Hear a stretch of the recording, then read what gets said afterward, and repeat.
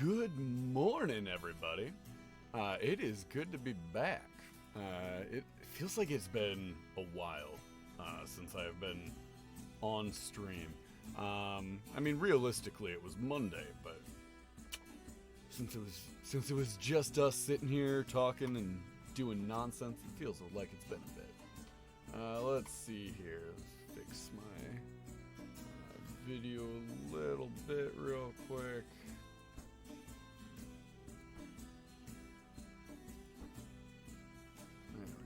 Okay. Is that coming through? Yeah, it looks okay. Okay. How is everybody doing? How is everybody's weeks? Good morning, guys. How was Origins? Origins was fun. Met a lot of cool people. I've got a whole stack of stuff here that I'm gonna go over on the stream so that I can show all of you guys that. First and foremost, before we dive into anything else, I do want to wish you guys all a very happy holiday season. And of course, when I say holiday season, I am referring to Baja Blast is in stores season. It's also Pride Month, also happy Pride, but Baja Blast being in stores is kind of a religious holiday for me. Yes, delightful. Okay, so Baja Blast is awesome. Thank you for saying so, Artemis. They also have two different types of Baja Blast this year. One's a mango Baja Blast, which I thought I was really gonna like, and I don't. And the other one is tropical and has a pineapple on it, so I probably won't even try that one because I'm not a huge pineapple fan. Has been Wizard Pride and Baja Blast being in stores seems very related. I would agree. I feel like they go hand in hand. Tastes just like Baja. Also, fun fact: if you are ever really needing Baja Blast and you don't have a Taco Bell around, apparently it's just regular Mountain Dew and blue Powerade. I believe is the combination if you get it right. So there you go. Baja Blast, the eggnog of Pride season. I hate every word of that. That is horrible. Yeah, more Mountain Dew than Powerade. Davy Jones, we need that as a sticker. Oh man, that's horrifying. Okay, so yeah, Origins was really good. We had a good time. Got some stuff, saw some people. Let's see where to start. Let's start here. First things first. Alchemy RPG, close person, friends of the show. They had 2 new cards for their founders deck. Which they were giving out as promo cards at Origins. So I got those. The one is through 1985 Games. Also friend of the show. It was Worlds Collided. It was wild. And then the other one is for Symbaroum, which is produced by Free League, which is very exciting. But I've got my founders box. I'm adding them to the box. Very excited. There we go. Where they belong. I haven't actually logged them into my Alchemy account yet, so I need to do that as well. But in the meantime, put them back in their new home. Okay. Yeah, they're super cool. Has been, if you haven't checked out Alchemy in the Founders Box, it's wild. They're very cool. They're numbered to 1,000 boxes. And once they're out, they're out. Let's see. Where to go from there? I've got a lot of stuff that is like, I've got a whole stack of cards here that I'll go through and show you guys all the new friends of the show. We've got a bunch of people that we're gonna potentially be having on the show and talking with again. So I'm excited to do that. First things first, let's do these guys. These guys are awesome. This is Pure Alchemy Soaps. Which is a soap company that I met there. Very cool people. But they do these RPG character boxes. So this is one I had made for my fiance's character, Oshira. So there's a little scroll parchment with her character's name on it. And then race, class, and alignment in soap form. So this is a bard soap, and it's got like a cinnamony smell to it, which feels very right. And then Triton. It's got that nice greenish blue. It's got like a sea salt and like that sea breeze smell to it. And then Chaotic Good. I love that. That smells very good. I can't place the scent though. What is it? Coconut, olive, castor oil, purified water, sodium hydroxide, pink Himalayan salt, natural colorant, and fragrance. I love it. It smells very good. I believe the Chaotic Good. I believe that's the one that when my fiance smelled it, she said it smells like a dude. So that explains it. It smells very good though. I like that one a lot. They also gave me a little like sample pack of three different soaps that were like here's a little sample pack of soap, and it came with like a name of a character and like a character build, and you just take it and you've got a character inspired by soap now. Yes, they're very, very cute. They are I love them very much. But they'll probably be on the show at some point. We'll talk about all their stuff. They also had mystery soaps that I did buy that I haven't actually opened yet to see what their scents are supposed to be. But they smell very good, and I'm very excited. I also bought an air freshener for my car that has a lich on it, and it's very, very cool. Oh, you saw them on TikTok, Artemis? That's awesome. Yeah, they're super cool. Let's see, what's next? If you follow the show, we had Woodworks Gaming on the show not too long ago. They are awesome. But they came on and talked about the Kickstarter that they have going on. I think I've got the prompt in here still. Let's see. Yes, I do. If you haven't already, go check out their Kickstarter. It's super cool. They've got this whole vault collection that they're doing. Awesome stuff. Love their products. But they were at Origins, and so I picked up this dice box. Let's see if I can get a good angle on it so it doesn't catch light too bad. But it's got this like beautiful metal golden front to it. And then it opens up into two rolling trays. Inside the rolling trays, not from Woodworks, but from Metal Dice Gaming, these are... I realized the other day that I have never played a druid. I think it's the only class that I've never played. And so I decided I needed a set of dice for a druid so that I can play one. And let's see if I can get a good image on here. I'll drop a picture in the Discord because they don't really show up great on camera. But these ones are, they have a flower, a thistle flower, inside of them. And these ones have wood inside of them. So they are, they're perfect for whatever druid I'm going to play. Who knows? Let's see here. Cannot wait for the Kickstarter to finish. Spent way too much money. Yeah, that happens. Their shop is only a couple hours from me. That's awesome, has been. Perfect accessory for someone who has too many dice. Just bought a bag of like 200 dice. BPG Hayward, yes, I have every character that I have ever played has a dice, at least one set that is specific to them. There are sets of dice that I do not roll for any other characters, because it would be disrespectful. Those dice belong to the other ones. Hello, C17R. Welcome. Okay, let's see. Who's next? Next up, we've got these guys. So this is Dark Places and Demogorgons.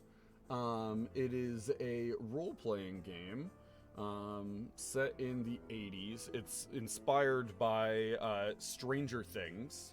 And from my understanding, you're playing as, high school students. And it looks very, like Rules Light 5e is my understanding of it. I haven't had a chance to read through it yet, but the booth looked cool. They had a lot of product for these, a bunch of different books. So I'm excited to read through this. We might do like a one shot of it on the channel, if I like the system, because that would be a lot of fun. I'm always down for a new one shot. Artemis, I'm glad I'm not alone in getting a new set of dice for each character. Not every character gets like a fancy set of dice. Some characters is just like a new Chessex set or something like that. But some characters definitely have gotten way more money spent on their dice than they needed to. The idea of an RPG inspired by Stranger Things, which in itself is inspired by D&D, is amazing. Yeah, I thought it was a fun little loop. Yeah, we'll read through it and we'll see what we think. But I'm excited. Maisie, hello. How are you? Are you alive? Have the bears consumed you yet? Is this a bear using your phone to type messages into my chat? Let's see here. Next up, and let me see if I have, I'm glad you're alive. Splitting attention between Warlocks and Waffles and electrostatically levitating fiber optic glass and zapping it with lasers. That sounds interesting. Maisie says, no bears, mom and cubs yesterday. Sounds like something a bear would say. Let's see here.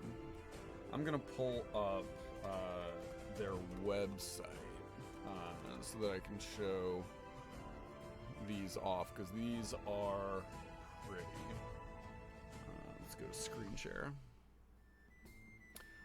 So this is Goliath coins. They do these big metal coins that can be used as like display pieces or like drop them down as tokens on your battle map. They are beautiful. Each one comes with one of these stands. They're stunning, and they've got some real weight behind them too. All of them have reversible sides, I believe. Let's see if it shows it. Yeah, so they have the reversible side to show something else on it. They have a squirrel with a chest full of nuts. That one's very fun. But I really like these. These are very pretty. I love just like hardy display pieces. They're just pretty. But yeah, that's Goliath coins. So talked with them. We're probably gonna have them on the show at some point. They seem super cool, and they've got some new stuff coming up. So I'm excited to. Ooh, they've got Cthulhu. What? Just as more info coming soon. Well, we'll have them on the show and we'll talk about it. That's John Carter, Tarzan. Interesting. Projects in the works, it seems. Okay, let's see. Next up, I'll drop this just to manifest it into existing. But I met the people from T-Turtle, which are the people that make pretty much every T-shirt I wear, and talked with them about potential partner strips or stream promotion or whatever. So who knows? Maybe. Hey, T-Turtle. Please. That would be very fun. I would love to do that. Let's see here. I don't remember what that card is for. This has nothing to do with the show, but these people make nerdy jewelry and stuff like that. And so I need to talk with them about making tie clips for myself and my groomsmen. Because I want, there's me and then I have 6 groomsmen, and so there's 7 dice in a set of RPG dice, and so I want one of each die on our tie clips. So I have to get that made. This one is one I'm excited about. Let's see here. See if I can find this.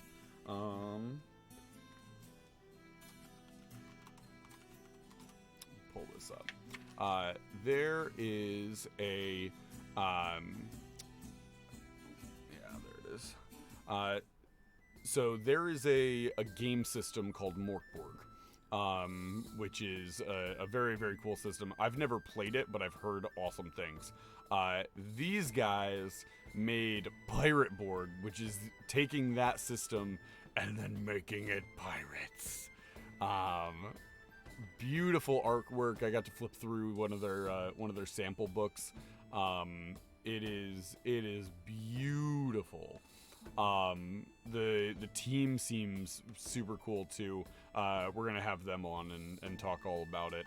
And they've already finished their Kickstarter, but they do have the late pledge still open. If anyone is interested, I will drop that link in the chat for you. So you can do the late pledge, but they're super cool. Actually, let me see. If I do turn this on,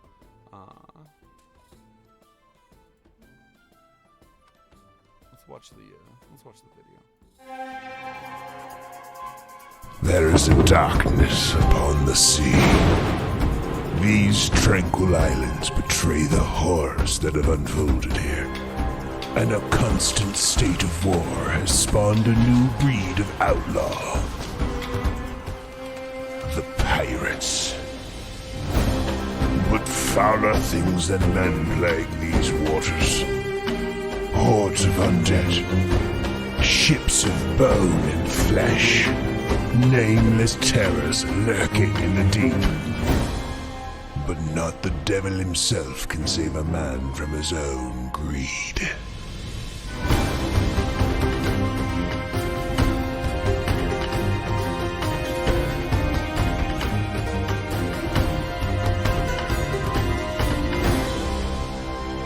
Pirate Borg. I love it so much. It looks so good. So yeah, that's Pirate Borg. We'll have them on. This looks incredible. I'm so excited about it. I may have to go in and late pledge because it is just beautiful. Let's see, what are their pledge levels? Digital edition $15, hardcover $30, book and player character sheets for $45. Collector's edition. I am a sucker for a collector's edition. Foil stamped and embossed. Ooh, if they have it, I might pick it up. Pirate Captain. Ooh, what's the Pirate Captain? What's the Pirate Lord? So many things. Also at the show, you see this little skull and crossbones with the wizard hat on here. They had a pirate flag with that symbol on it, and I saw them walking across the convention hall. And the moment I saw that flag, I went, I want it. I want that. I want that. I want that. So that is Pirate Borg. I'm very excited to talk with them more about it because that looks incredible. Also the production on that video is great. Let's see here. Morkborg has the coolest tabletop RPG art. I actually haven't flipped through it. I've seen random images from it, but I've heard it looks very, from what I've seen, it looks very cool. You stopped walking to see this. Well done, Maisie. It's beautiful. Hot button word, pirates. Yes, anything that has pirates in it, I'm in. Nice voiceover. The voice is incredible. I love a good pirate voice. It's always a fun one to do. Let's see here. Next up, also, I don't know if I'm gonna be able to get it to focus well, but that was one of the business cards they gave me, which has a dragon turtle attacking a ship, which BPG Hayward and C-17R may or may not have traumatic flashbacks from. Let's see here. Next up. Yeah, let's do this one. These guys were cool too.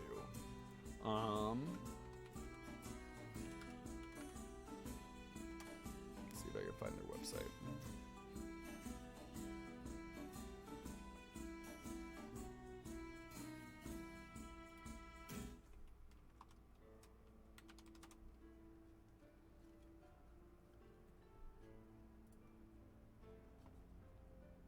Yeah, there we go.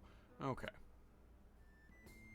So, this is Everlore. Let's see. Oh, not what I wanted to do. So Everlore, store, that'll be good. So Everlore is an RPG. It's very, very cool. It sort of has that old, like, first edition feel to me. This is what got me. This is the way that they do combat. Is everybody gets 2 turns that they can take in the initiative order. And then you have specific actions that you can take, and each action costs a certain amount to do.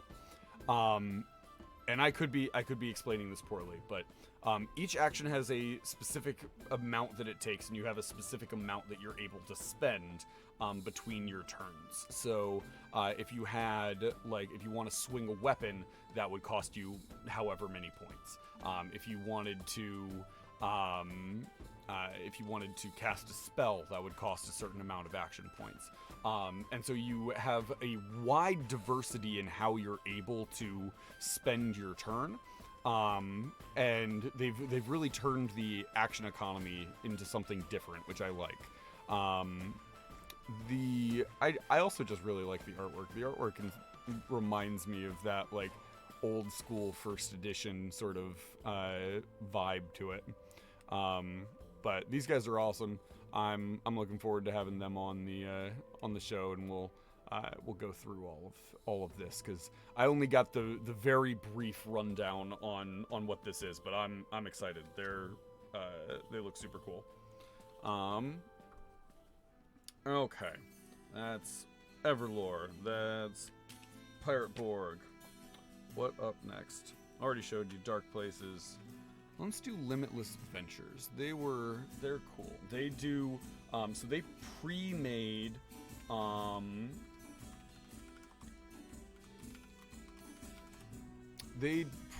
a bunch of encounters and monsters and NPCs and stuff. This is Limitless Adventures. Let's see if I can zoom in for you. So this is their stuff. They've got different volumes. Each one has different things in it, all of the different encounters, bunch of different stuff. They also have a bunch of monsters that they made in this one, NPCs in this one. Seems like a lot of very good content. If I had more room in my bags, I would have picked their stuff up. But I was out of space, so I will probably order it on the site instead. But like, just opening this one, like, first of all, you all know I'm a sucker for art. That's pretty. Second of all, they showed just a couple of random encounters from inside the book to me. There are encounters in here that aren't combat, that are designed to be able to go through as a role-play encounter, as a deduction encounter. It's not all just, here is things, fight them. Which I'm always a fan of. I always want people to be able to find a different way out. I also really like that they have the monsters, which are like different versions of monsters that we know and new monsters. So they have like there's orcs in the monster manual, but in here there are different types of orcs, so you can add more diversity to your combats.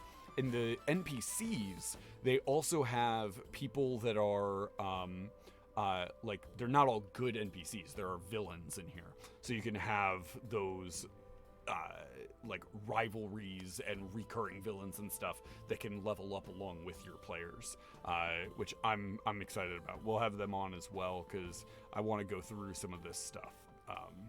I'm excited. There's cool things in there. Let's see. That's the next one. I feel like I just keep saying, yes, this is cool and I like it. But I do, and I will. Let's see. I'm very quiet, you say. Let's see. Boost this. Raise.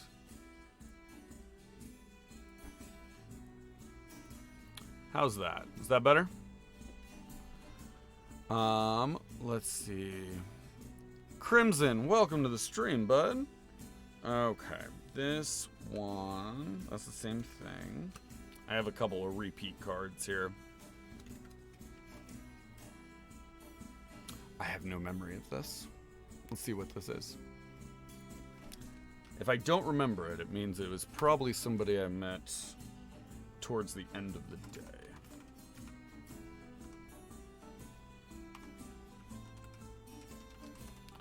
Let's see what this is.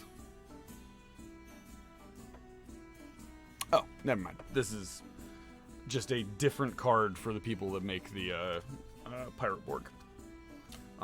This one, oh, I actually can't show you that one. That one is something we're working on. I'm excited. There's things in the works, people. Let's see. What is this one?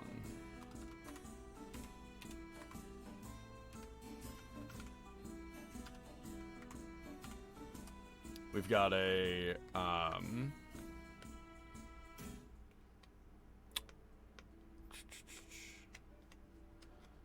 okay. This is a Kickstarter that is still coming out. So I will mark that one. We'll come back to that one once it's live. Okay. That does it for my different cards and things. Origins was definitely a smaller show. There wasn't as many people there this year as there have been in past years, including in the exhibitor hall. There wasn't as many people as I expected to see. Let's see here. Okay. That does it for that. I also got stickers because you guys know that I just recently built a new PC, so my entire case needs to be covered in stickers. So I got a couple from 1985 Games. There's these gelatinous cubes skull stickers. This one is also from them, skull with crown of dice. Gelatinous cube one that says "We all melt in the end." This one that just says "Bitchin' Dice." These ones were from oh boy, I'm gonna forget the name. Give me a second. I don't have it written down anywhere.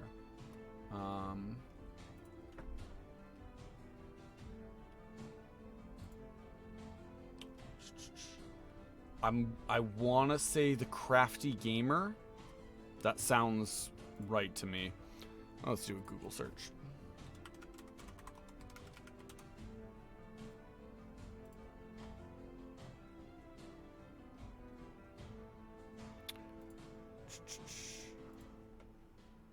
Crafty Gamer. They made these. This one is like a mimic bag, ate a person, boot laying next to it. Rocks Fall, Kill Adventure. Mind Flare. Orc. Adorable. And then I got 2 from Woodworks Gaming. So those are all going to go onto my computer. I'm excited. Okay. Let's see here. EO Gamer, definitely a small con and more restricted for some reason. They weren't so obsessed with rules last year. Yeah, they were really strict. Like even in the exhibit hall, like I was working in the exhibit hall, so normally you can go in nice and early, get stuff up, wander around and look at stuff. They were not allowing it. They were allowing you to, like, you could go in when they would allow the exhibitors in an hour before they allowed everybody else in. So it was kind of weird. They're also just really hyper vigilant this year, but about like weird stuff. Like I understand if you're hyper vigilant about like COVID precautions and stuff like that. But the whole thing was just kind of weird. Gelatinous cube, I'll stop the world and melt with you. I need that. That's incredible. Baja Blast. How I love you. I don't know if I've told this story on stream before, but I had a group of adventurers a couple years ago that were they were playing a group of adventurers who were serving this like order of knights that served Bahamut, and very quickly in that game they stopped referring to him as Bahamut and started referring to him as Baja Blast. And so the running joke became like, every Friday we go out, we get Taco Bell, we bring it back, we eat it during the game. Everybody's drinking a Baja Blast while we go out and try and stop the forces of Tiamat. I love Baja Blast. I really do. It's very good. Let's see. I think that's everything from the show. Yes? Yes. Maybe? Potentially. Oh, I got this hat. This hat says Local Cryptid. It's got a little like claw marks on it. It's my new favorite hat. I love it. Okay. So, next up, Gen Con. That's the next convention that I'm going to. If you're going to be at Gen Con, hit me up. Let's do something. We'll find a night. If we have a bunch of people that are gonna be at Gen Con, which if you've ever wanted to do a show, Gen Con's a fun one. I love Gen Con.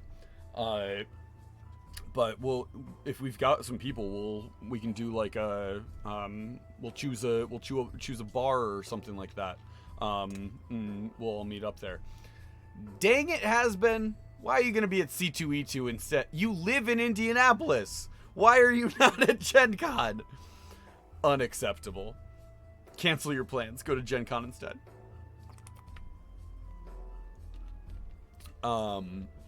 Gen Con's awesome. I love it very much. It's probably my favorite show. But we'll be there. Anybody who is going to be at Gen Con, hit me up. We'll find something to do. I'll have the buttons and the magnets and probably stickers at that one. I just have to decide what I want the stickers to look like.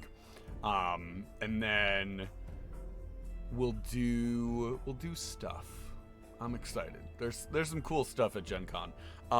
One thing that I'm very excited about is we've got a large group of people that are going to be there. The majority of the hooligans are going to be at Gen Con. So we'll probably record an episode of Hash Browns and Hooligans where all of us are together. It's gonna be awesome.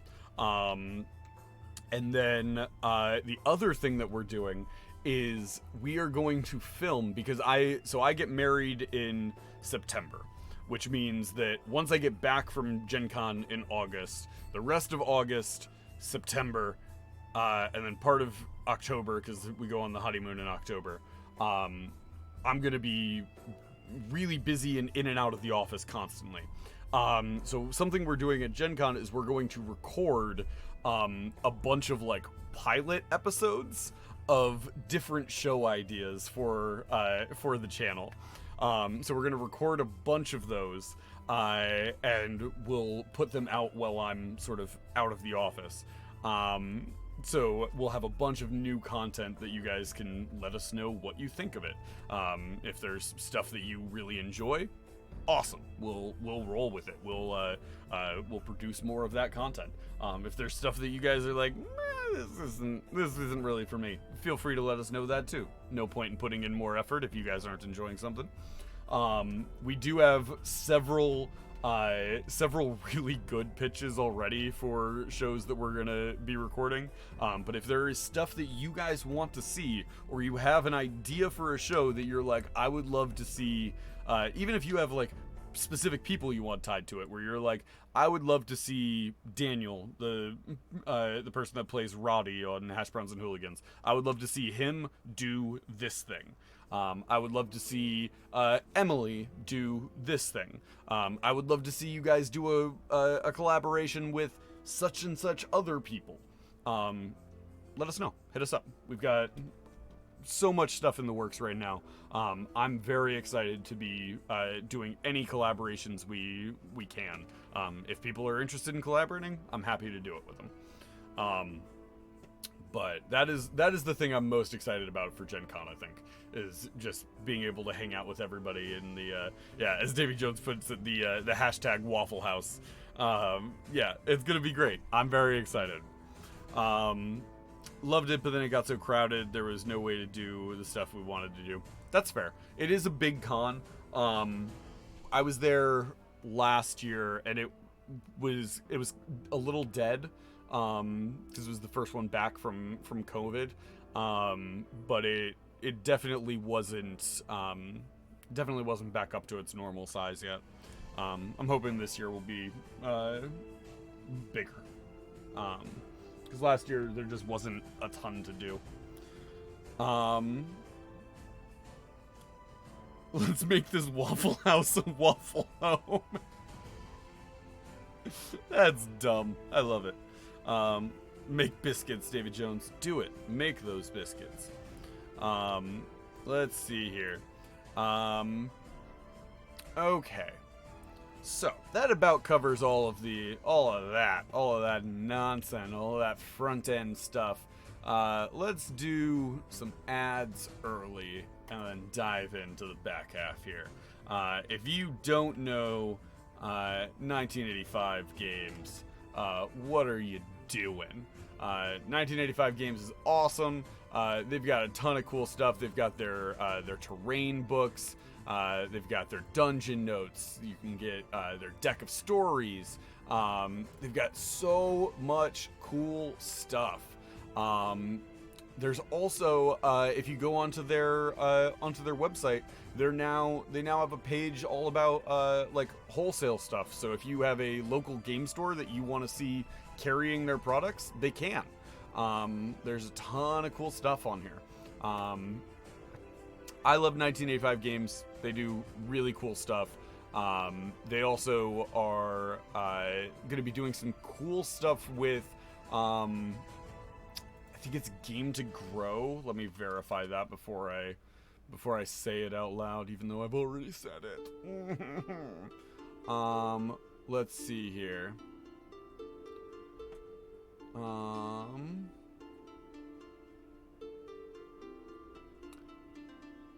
I think it's Game to Grow. I lost the page.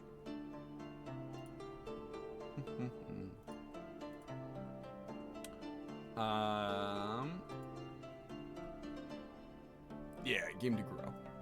Okay. So we'll show this real quick. This is the promo thing for Game to Grow.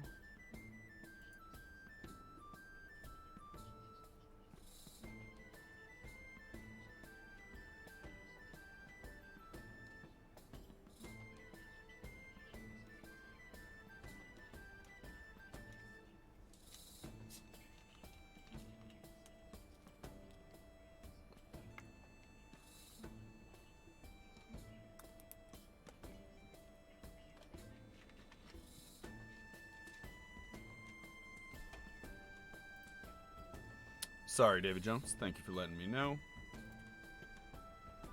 It's a very boring video if you can't hear it.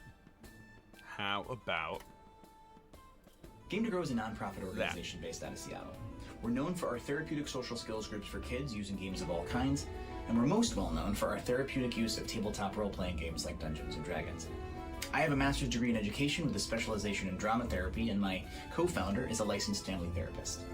Together, we came up with a way to help kids and adults become more confident, creative, and socially capable by combining modern developmental therapies with the mechanics of tabletop role-playing games to help kids connect with their friends, connect with their families, and connect with the world around them, one dragon at a time.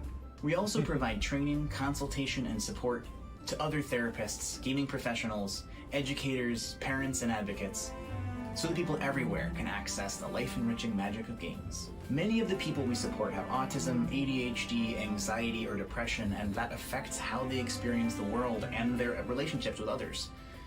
Our model doesn't assume a deficit in these kids that needs to be addressed. It honors their neurodiversity.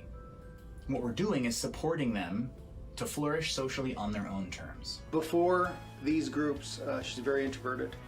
Afterwards, she's come out of her shell, she shines. These groups have helped me grow by making it easier for me to express myself to my friends and being able to cope with feelings so I don't take it out on other people sometimes. Playing Critical Core has helped me reduce my anger a lot, and it helps me understand how other people feel. I feel like I've become a lot more in control of my actions. I think through stuff a lot more, which is kind of weird because in the game my character's kind of reckless, but I feel like it helps me get a lot of that energy out. Playing Critical Core has helped me learn to develop my social skills as well as interacting with other players and team building. And it has also provided a fun and interactive experience that is unforgettable and is very rewarding.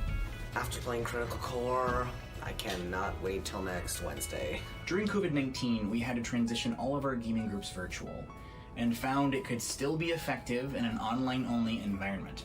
What we didn't anticipate was how much it would reveal about how much need there is for what we do. For most of the pandemic, we had a wait list to participate because we could not hire and train group facilitators fast enough to keep up with the demand once geography was no longer a barrier. We used to be limited to the greater Seattle area, but now, in virtual groups, we have over 130 participants from all over the world. And we're going to continue to include virtual groups options even when it's safe to go back and game in person, because we want to continue supporting the people who need us. Game to Grow has a huge opportunity right now to take our program to the next level, and I'm not just talking about virtual. We've already expanded our model to help young people who are in the foster care system, and the next step we're looking at is a partnership with the Seattle Children's Hospital. If we're going to make the most of this moment, we need to expand our training program and create some scholarships for it. This is how you can help right now, donating to help us achieve our vision of a game in every home, a game in every school, and a game in every hospital. Thank you so much for supporting Game to Grow. I support Game to Grow because it's a fun way for kids to learn how to connect with their feelings. Don't just game. Game to grow.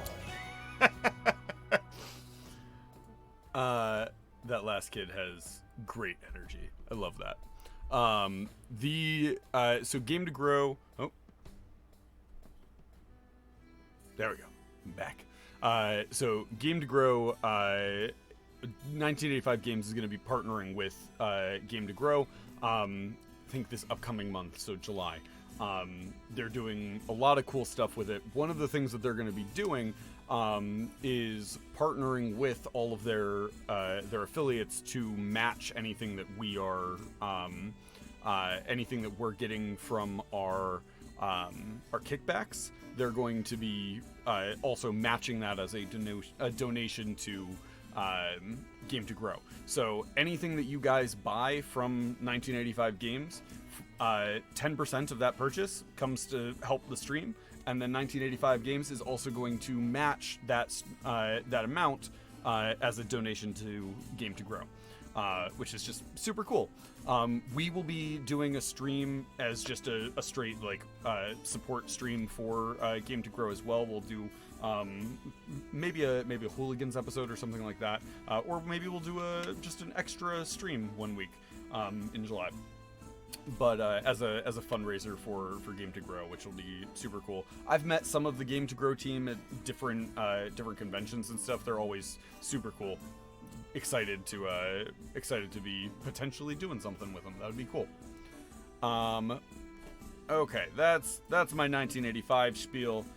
You guys all know Alchemy. I don't need to go into a ton of detail here. But for those of you who haven't checked them out yet, why? Go check them out. They're awesome. I love Alchemy. Their stuff is super cool. And they're just an awesome team. I'm very excited.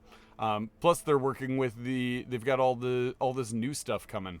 So check them out. Get in there before they're huge. They're going to be insanely big. What are you waiting on? Go do it. They're awesome. End of spiel. Woodworks Gaming also is doing their Kickstarter right now. So go back them if you haven't. Even if it's just a small thing, it helps out. I'm always a big proponent of Kickstarters and helping out the various people in the community of gamers. That is the end of spiel. I'm done with the ads. We're not doing it anymore today. We'll do it more next time. But today, I'm done with it. Let's get into D&D stuff. It's why you're all here, you filthy little D&D animals. Today, I want to design a monster. I want to create a monster with you guys. And make something horrifying. I've been toying with horror-based monsters in a fantasy setting, and how do you deal with that? Because it's in a world where you've got access to absurd magic and things like that. There's only so much terror you can instill. And there are ways around it. There are things that you can play. There's elements you can play with to make things scarier. But there are interesting elements to play with. For the sake of this exercise, I want to focus on a monster that could be in Hooligans, which means that it is not a spell casting creature. Has been take away their magic. Yes, taking any form of anti-magic, very fun. Whether that is like a beholder's anti-magic cone, or a wizard who has counterspell. Either way, very, very fun. However, for the sake of this, we're gonna focus on something that could exist in the Hooligans world. So the first thing we need to determine is what sort of terrain this creature would live in. What is its environment? For the continent of Bruticilo, it's mostly a sort of desert environment. There's some mountains. There's some swampy areas. Some dense jungle. There's the Dark Grove, which is the sort of old dead forest. Where would this monster be based out of? And then we'll build the rest of it around that. Magic Eater grows it as any magic cast on it and can blob over creatures. That's fun. I love that. Soft Bunny, whose fur is worth millions, and we just happen to find it in the forest. It's really about the morality and horror of the fur trade. The true monster was inside of you all along. A jungle predator, EO Gamer. Awesome. Let's go with a jungle predator. I like that. We spent a lot of time in the desert building encounters last time, so I'm down for dense jungle. Okay. So if we're building a jungle predator, let's see here.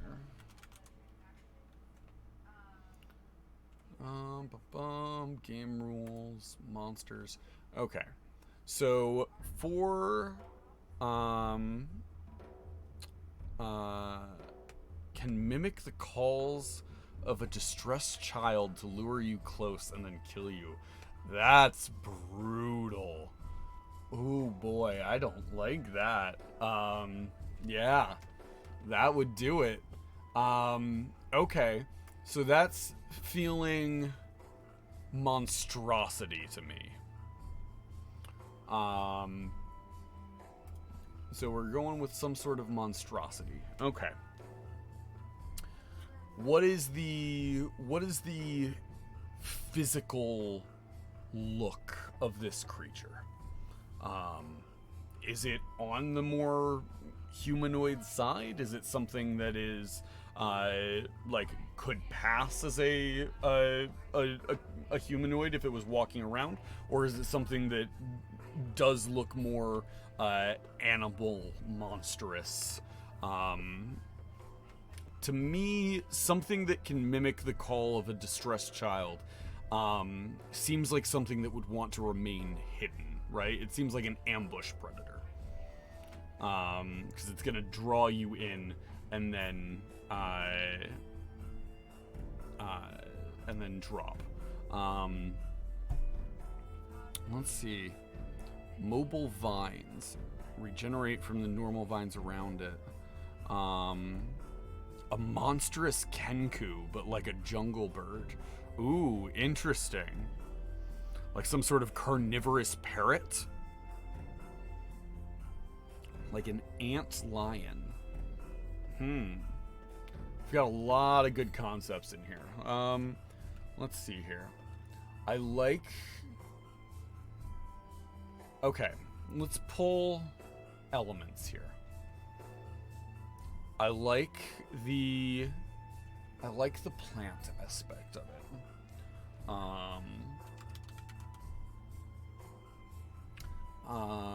I like that. I like the plant element. I like the concept of like a monstrous kenku. That's very cool. And I like Davy Jones, did you mean to say an ant lion? Because I'm trying to figure out how those two go together. I do like Jungle Cat. Jungle Cat is Jungle Cat does have is always a good predator. Ant lion, Googling it. Ooh, horrifying. Hate that. Yeah, don't like that at all.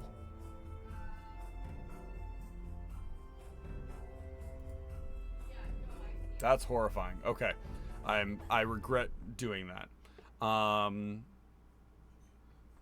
You'd have the thing silent other than the voice it steals, which it does by draping itself in the wailing sins of its victims, so it have several voices potentially. Horrifying.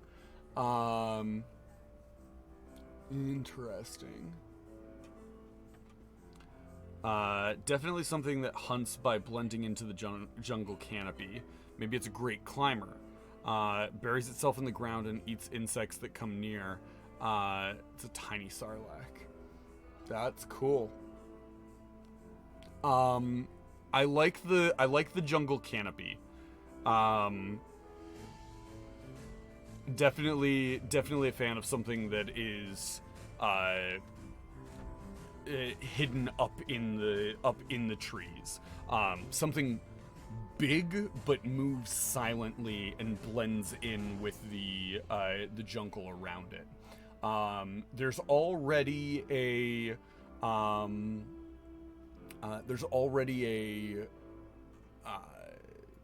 precedent set in Hooligans for sort of plant-like creatures that come alive with the giant walking tree.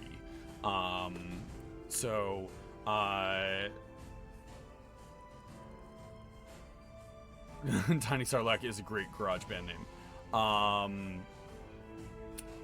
A jungle octopus. That's a horrifying thought.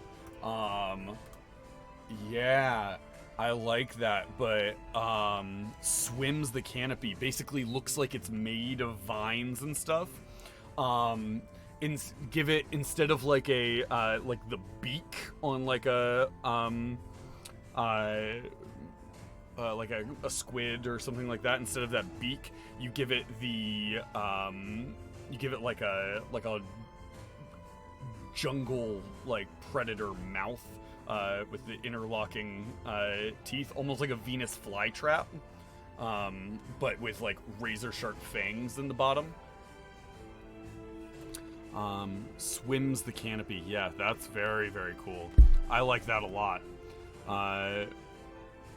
What interesting prompt. What is the creepiest voice sound that you can make?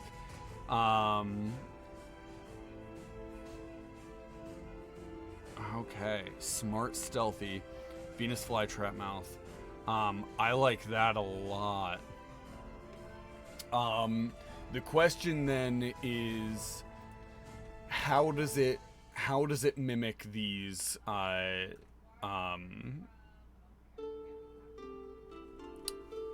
it uses its intelligence to mimic the voices. It's definitely a highly intelligent creature.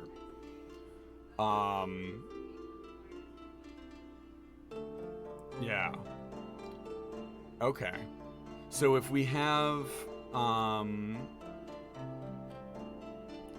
half octopus, half gorilla. That's horrifying. Don't like that. Yeah, terrifying. Yeah, excuse me. I definitely don't want to steal from Dresden, though.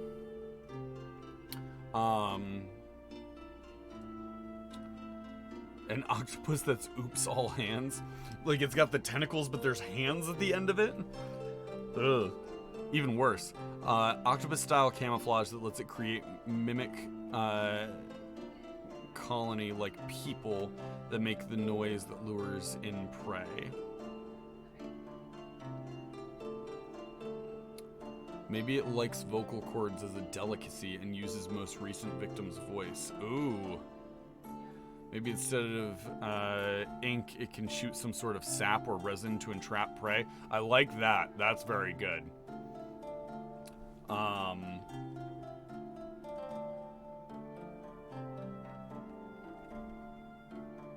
Ooh, what if it doesn't mimic a voice? What if it has some sort of like a chemical agent that it can spray onto people, and it makes them hallucinate, and they think that they're hearing somebody yelling in the woods? Be less useful for like luring them into a specific trap locations, but my problem is if it's an octopus type thing, it probably doesn't have a great way of talking to mimic those sounds.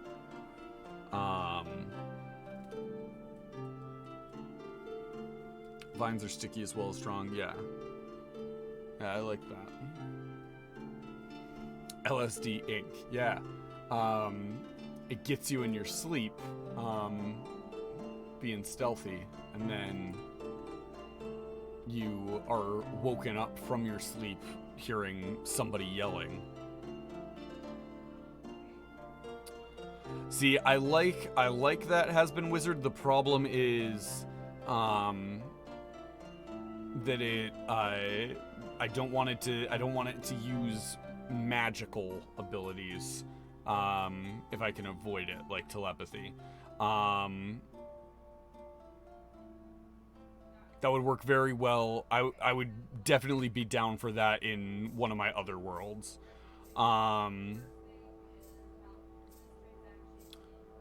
Yeah, EO Gamer with the place hallucinating spores around the outside of its lair that makes prey wander inward on its own. Yeah, I'm into that. What if building off of what Has Been Wizard said, what if it is not that it uses minor telepathy to steal their bodies and voices? What if it is literally like it has the dead body and it's literally just like pushing air through the throat to make it sound like somebody screaming?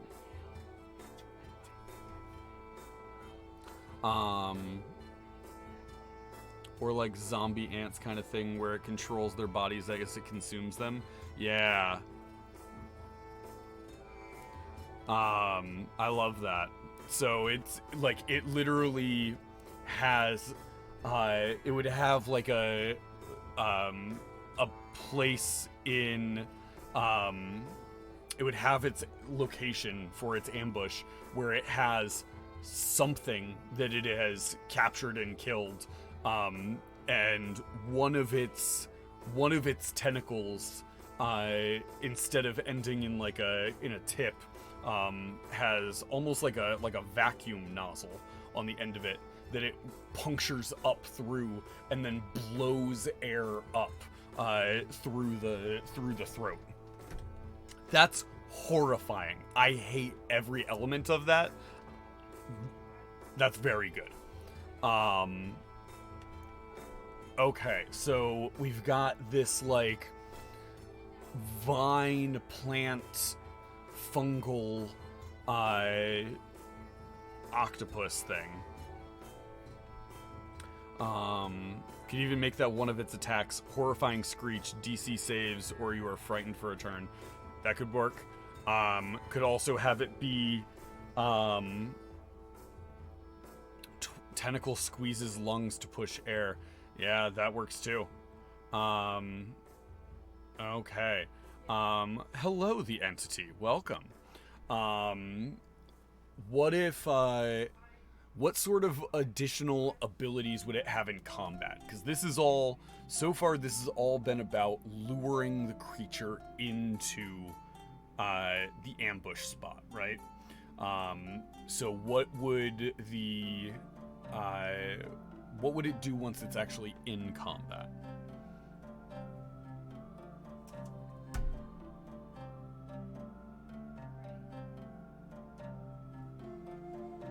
Is this D&D talk? Because if it is, I have a really interesting homebrew monster. Yeah, so we're currently making a monster for the setting that the actual play takes place in. Strangulation. Lean hard into stealthy hit from the shadows style attacks. Pick people off one by one. I agree. What if it leaning into this sort of like hallucination stuff that it has, it stays hidden in the canopy. It can drop down. I'm picturing really long tentacles that are all over the place. So there are all these tentacles that reach around. You would almost think they were vines that are wrapped around these different trees and stuff in the clearing, but they can move. If they can spray onto people and make them hallucinate, then a lot of its attack strategy would be based around having groups turn on each other. So maybe it has different, almost like a beholder's eye stalks, where it has different abilities depending on the different eye stalk. Maybe it has different hallucination chemicals that it can spray onto people. So you have like one that would be like it would just immediately hit into the like center of your brain, and where you stop being able to identify between friend and foe and go into just a mad rage. You have one where it triggers the fear center, and you desperately want to run away. It's all about either turning people or splitting them up. Entity, you're welcome to drop it. We'll probably be working on this the majority of the rest of the show today. Otherwise, you can always drop it in our Discord. We talk about stuff like that in there every once in a while as well. Grabs a character and whisks them away quickly and far away. Yeah, I like the concept of like, this is a creature that's tentacles run for a very far distance. These would spreads out in all directions from it, because it would need to lure people towards the lair, right? I like that. Okay, so I'm gonna say it probably has a bunch of tentacles, right? But I'm thinking it only would have, let's keep it to 8. I'm gonna say, let's keep it to 8 different like effects of the tentacles.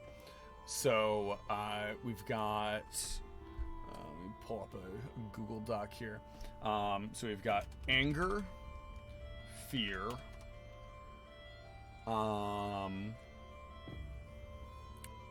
let's see here. Like a tentacle that just drags people away. Yeah. Go with that one. Okay. So we're at 3 right now. Maybe one that just knocks them out. That would work. Yeah, pulls people towards the center there. Yeah. Okay, so we've got anger, fear, dragging them somewhere, sleep. Let's see here. Need 3 more.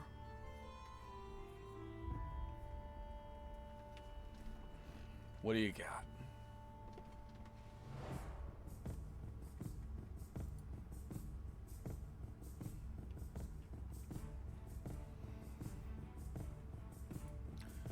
Let's see. What about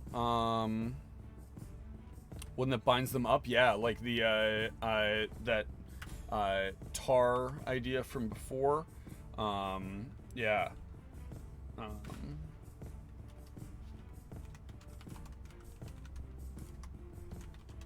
I like that.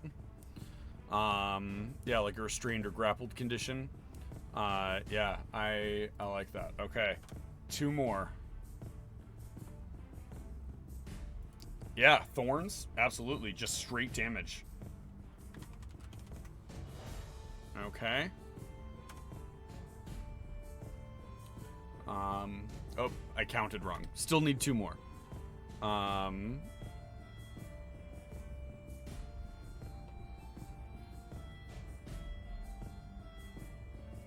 Acid damage. I'm thinking poison probably works better for this thing. Go with a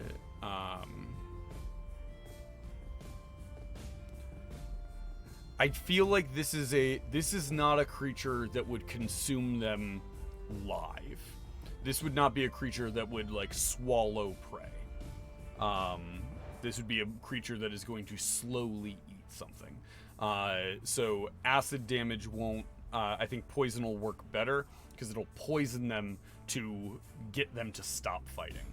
And then this is the sort of creature that, like a spider, would kill it, bind it up, put it away. Maybe one tentacle that has a fleshy appendage that looks humanoid from a distance, holds the dead body that makes the calls, uses it to lure victims. Oh yeah, it does. It needs the one that that does the air thing. Yeah, maybe one of the tentacles can attempt to suck the air out of you, or like just squeeze you to make you lose all your air. I like that. Yeah, let's go with that. I like that a lot. Okay, so one that would send you into a frenzy, one that makes you run away, one tentacle that's going to just try and drag you towards the lair. One that is excuse me. One that's going to try and knock you out. One that's going to try and restrain you. One that's going to try and do just thorn damage. One that's going to try and poison you. And one that's going to try and strangle the air out of you. Reminds me a bit of the monster from the cover of the Silver Princess. I'm not familiar with that. Let's see here.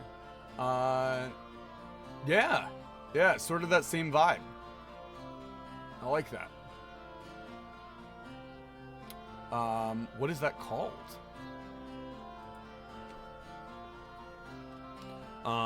Posted on the Discord. Awesome, Entity. I will take a look at it after the stream.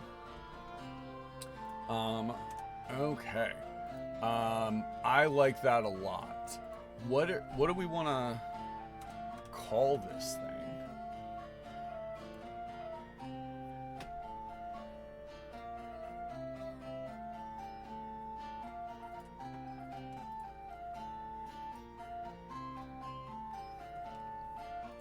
Something to do with the canopy, I feel like.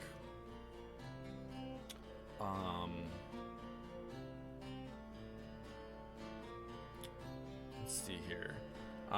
Something like the like canopy creeper. No, that's dumb.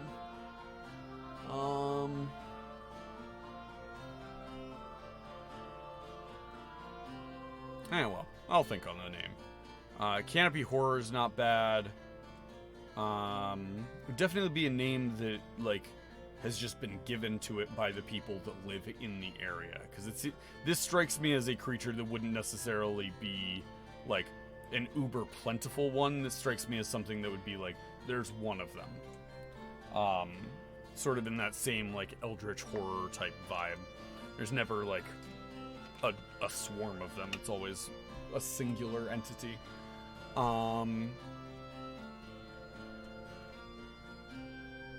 Oh well, I'll think on the name.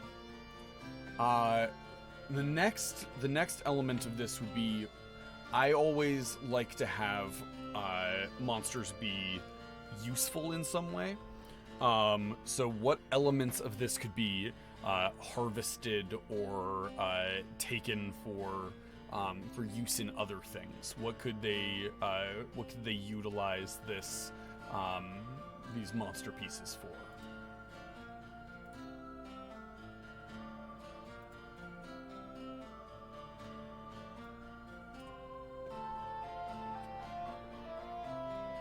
Canopy lurker's not bad. I like the lurker. That works. Hey, you two. Welcome back. It's been a bit. Could spit out undigested weapons and armor. That's fair. I don't know. Yeah, it would probably keep those in the like in its lair. They send sacrifices of enemy. That's interesting. You two, we are working on creating a monster. So it is a creature that lives up in the canopy of the jungle. Sort of has an octopus vibe, where it almost swims through the treetops. It has different effects that it can use using its tentacle, where it is trying to lure and break up any groups that would get too close to its lair. Let's see here. Poisons would be good for alchemy. Yes, that's very true. That's very true. True.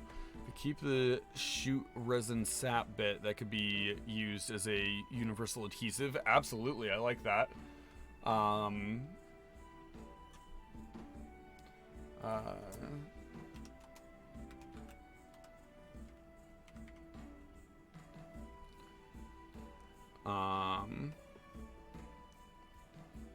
Its muscles could be a basis for awesome bowstrings. Ooh, that's interesting. There'd be a lot of like sinewy fiber inside of those tentacles. Yeah, I like that.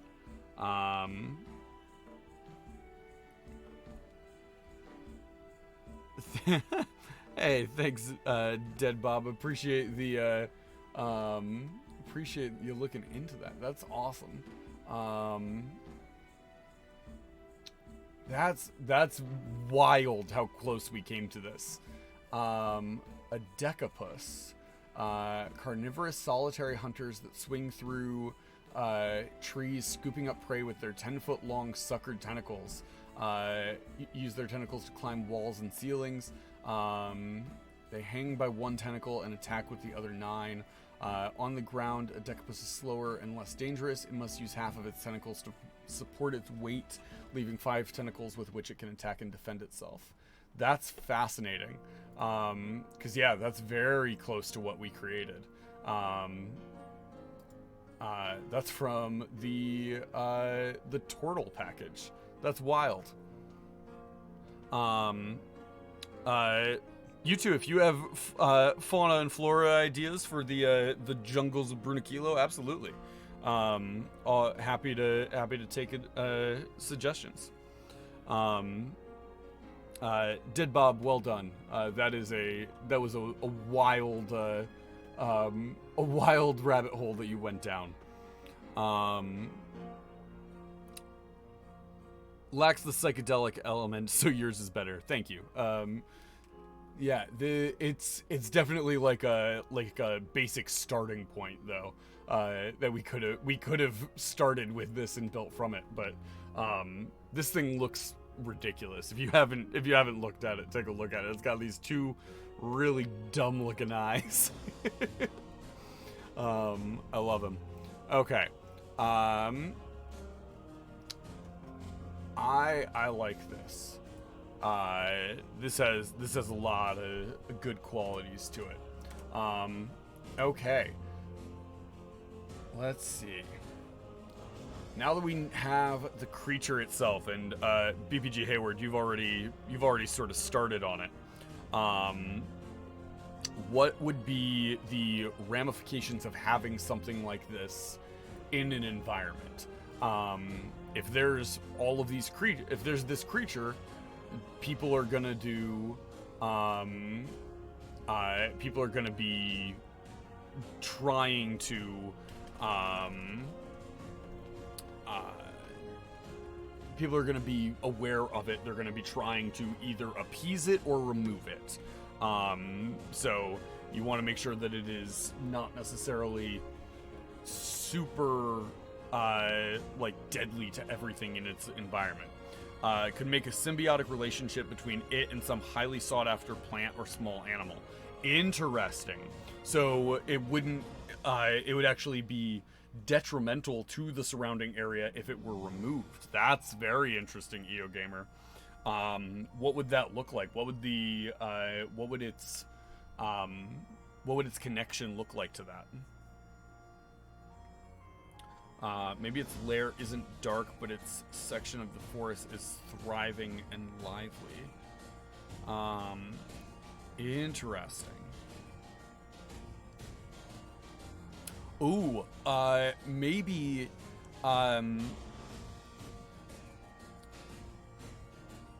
maybe it is a, it's definitely an alpha predator, right? Maybe it only hunts other predators.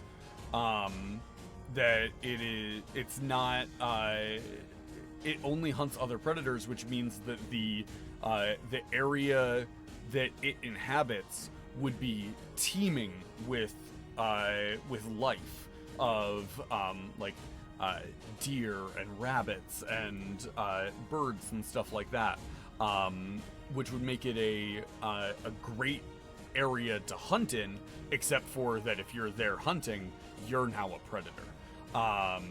So there's just a ton of potential food sources there, but it's dangerous to go. We could tie that back into the idea I believe BPG Hayward had earlier, where the people that live close to it might bring sacrifices of large predatory creatures or soldiers that were that attacked them and they wiped out, something like that. It brings those as a sacrifice to allow them to hunt in that territory. Healthy, strong trees, no invasive plants or animals. What's the concept? Sakura, we're making a monster. This monster, so far, is a large, octopus-like, vine creature, that lives in the treetop canopy of the jungle, and hunts, by luring things into, its lair. Maybe it eats, it eats poisonous mushrooms. I like that. It eats the mushrooms that would be poisonous to other creatures and dissolves those. I'm into that. I love this concept of a like every food chain needs the alpha predator, and this one is by far the alpha predator of the food chain here.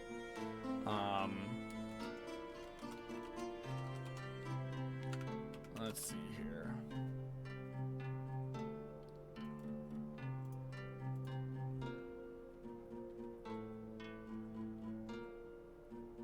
Yeah, I like that.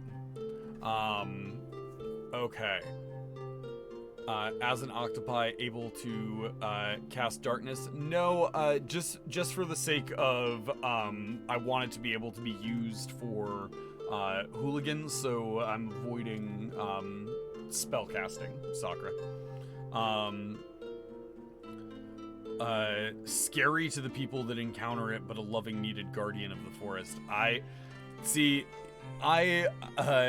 BVG Hayward, I know you were like, make it a clear-cut monster so the PCs have something to do. I'm a fan of the, like, yeah, you shouldn't have just attacked.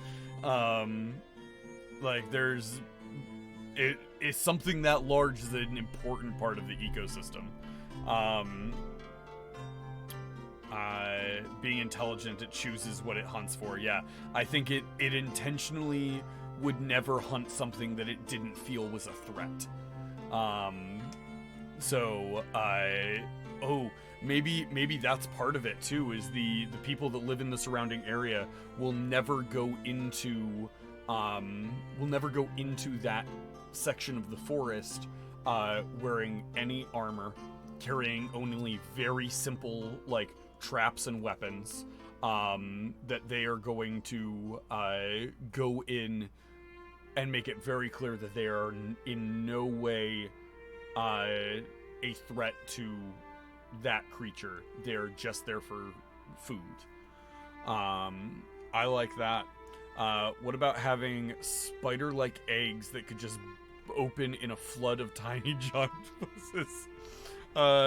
Maybe after it's killed or something. Oh, interesting. I like that mechanic.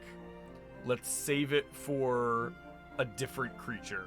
Then we'll build a creature around that next time. Because I kind of want this one to be very solitary. This seems like a solitary alpha predator.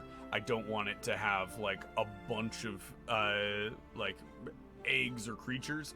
And also, I know players, and if a bunch of babies appeared, they would probably try and like adopt them. And I don't really want them to have a bunch of these. Are you going to use the regeneration concept? Which regeneration concept, BPG Hayward? I may have missed that one. Wake flower. This flower, when crushed and boiled, has stimulant properties. It is farmed and used by locals to work late at night. It is found near local places of the jungle, primarily the beast of the jungle's lair. I like that, you two. That's super cool. That's really awesome. Damn it, ruining my plans for a Junctopus circus. I know you too well, Davy Jones. I'm not going to give you that opportunity. I love that, you two. We should let me throw you two. Are you in the Discord? Let me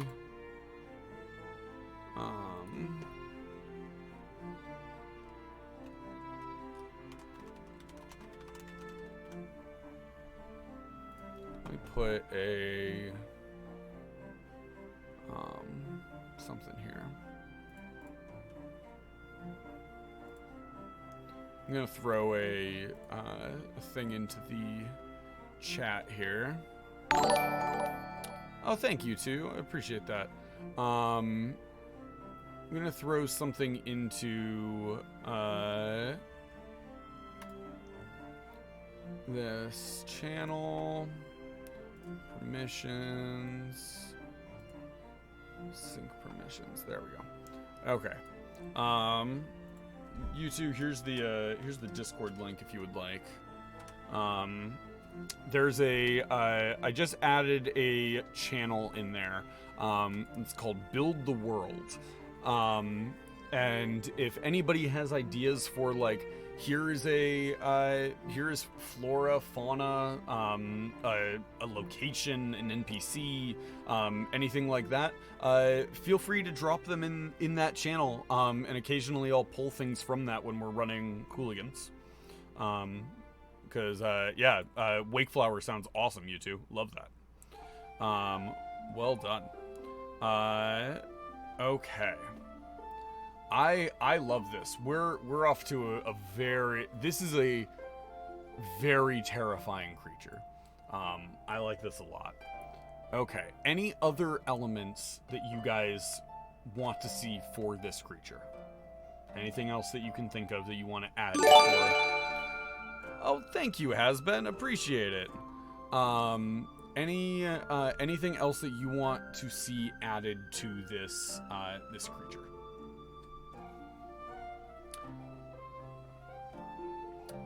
Thanks for being here, Hasbeen. Love, always a pleasure to see you. I will see you next time. You two, how do you see the channels? If you go to the rules and roles section, I believe you just have to react to it, and then select your preferred pronouns, and then you should be able to see all of it. Maybe it could glide or sort of swimming in the air. Yeah, so the way we have it set up right now, Sakura, it almost would seem to swim through the treetops. But the more we've played with it, the more I feel like its core form might be too big to actually swim through the treetops. I'm almost thinking that it senses through its vines, and those vines crawl out through the treetops, and so it has this sort of sense of everything in its surrounding area, almost a sort of like blind sense echolocation.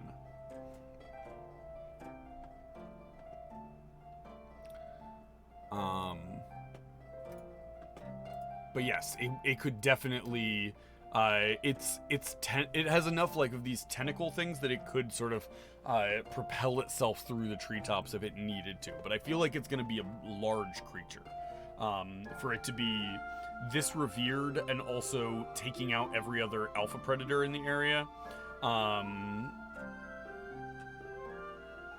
Oh, it could get bigger and smaller. Yeah, I like that a lot. Absolutely. We'll run with that. Okay. I love that. Last thing we need to decide on is a name for it, though.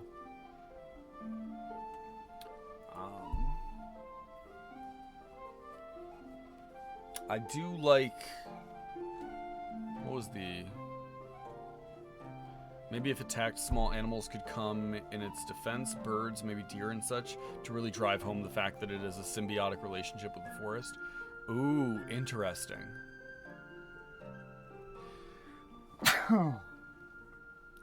Yeah, I like that. Also, I would really, thank you, thank you, EO Gamer, I appreciate it. The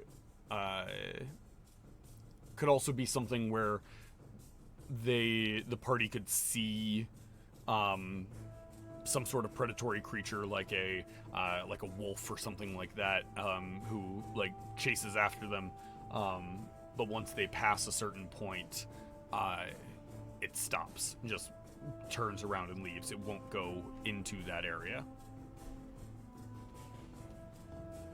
I like Has-Been Wizard's name, the Canopy Lurker. Yeah, I like that a lot. That's very good.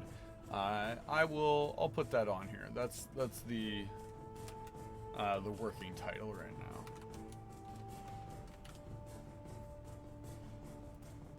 now. Okay. Well done, guys. The Canopy Lurker. I like that. Okay.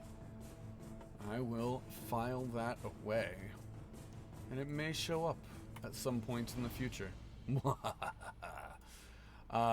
Okay. Let's see here. Last thing I want to do today before we wrap up, because we'll probably wrap up a little bit early today. Ooh, spikeweed. This plant is an invasive species which kills off the plants by covering them in roots. Local people get annoyed by these weeds because they can decimate entire farms.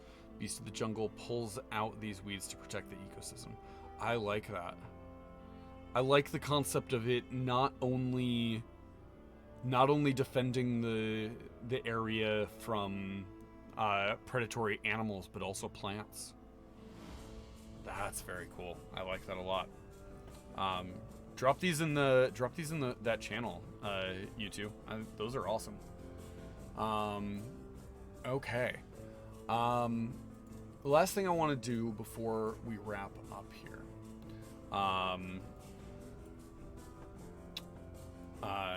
Yeah, some sort of harmful hallucinatory property would be good. Maybe it infects the plants it grows on too.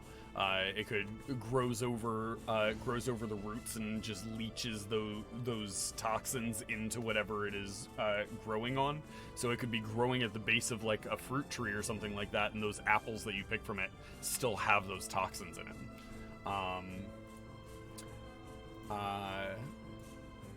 That's very cool. I like that.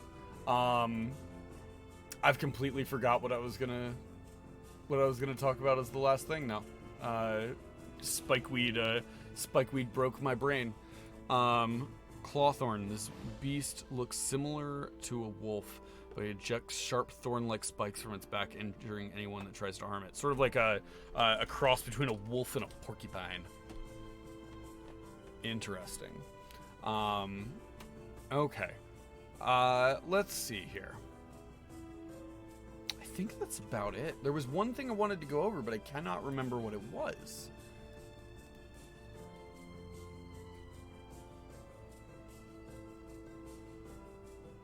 I have no idea. Oh well. If I think of it, I'll drop it in the Discord. One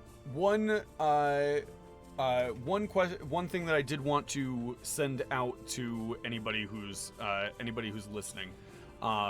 We are you two. You can drop them in the build the world text channel. One thing that I wanted to go over, if there are specific companies in the TTRPG space that you guys really like, that you would love to see come on the show and talk, let me know. Shoot me a message in the Discord, or just message me directly through Twitch, or tweet at me, whatever. But if there's people that you want, that you know are doing cool things that you want to signal boost, even if they're a smaller company, let me know. I'd love to get in contact with them. BBG Hayward schedules, thank you. We stream Thursdays and Mondays. Thursdays are going to be at 10 a.m. Eastern. Mondays are going to be 1 p.m. Eastern. And then we also do Monday nights, which are going to be Hash Browns and Hooligans, which are actual play in partnership with Alchemy RPG. That is 8 p.m. Eastern. We'll be back into that this upcoming week, and then the story will continue from there. Upcoming guests, I currently don't have anybody on the schedule. We've sort of taken some time off from scheduling guests, but I'll be jumping back onto that now that I've got a bunch of people from both PAX East and Origins that I want to get onto the show. So I will be announcing those as I have them. Monday, Grace has off work, so I might just have Grace come back on the show, and we'll see what happens there. But if I have Grace on the show, drop ideas in the Discord of random games you would like to see us play on the stream. Like last time we played Smash or Pass with D&D monsters. If there's another game that you think of, hit me up. If there's questions that you want me to ask Grace while she's on the channel, if there's other stuff that you would like to go over, happy to bring the content that you guys are looking for. So we'll go ahead and wrap up early today, because we got through things today. We were flying. EO Gamer, Grace, the best guest. I will let her know you said that. That will make her smile. In the meantime, have a great rest of your week, guys. Enjoy your weekend. We'll see you Monday. And until then, remember to embrace the nonsense and have a great rest of your week. Bye, guys.